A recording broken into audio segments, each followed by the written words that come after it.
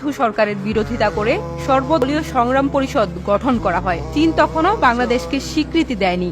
এই কমিটির জনসভায় ভাসানী সরকারকে উদ্দেশ্য করে বলেন, মুজিব, তুমি আমার সঙ্গে পিকিং চলো, 24 ঘন্টার মধ্যে গণচীনের স্বীকৃতি আদায় করব। 75-এ বঙ্গবন্ধুর বাকশাল গঠনের খবরে ভাসানী ক্ষুব্ধ হয়েছিলেন। তার সম্পাদিত হক কথা পত্রিকায় বঙ্গবন্ধু সরকারের কঠোর সমালোচনা করেন, কিন্তু তাদের উভয়ের মধ্যে সম্পর্কে কোনো ছেদ পড়েনি। 1975-এর 8 মার্চ মুজিব গিয়েছিলেন সন্তোষে। সেখানে রাষ্ট্রপতি শেখ মুজিবুর রহমান মাওলানাকে কদমবুসি করতে যান।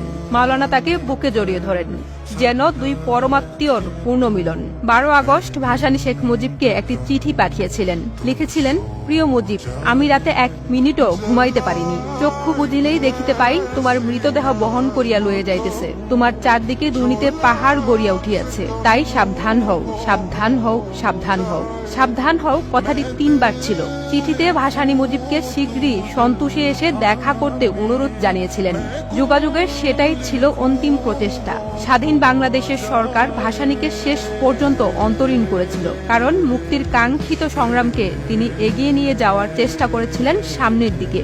সপরিবারে শেখ মুজিবকে হত্যার সেই অতি নির্মম ঘটনা যখন ঘটে, ভাসানী তখন সন্তোষে গৃহবন্দী অবস্থায়। রেডিওতে খবরটি শুনে তার চোখ দিয়ে অবিরাম অশ্রুধারা নেমেছিলেন বলে জানিয়েছিলেন একজন প্রত্যক্ষদর্শী।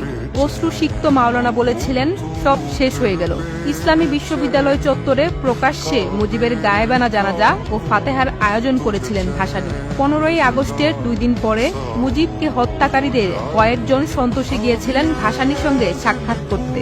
ভাসানী তাদের ধমক দিয়েই বলেছিলেন, তোমরা কি জানো যে তোমরা এক গভীর আন্তর্জাতিক ষড়যন্ত্রের পক্ষ হয়ে কাজ করেছ?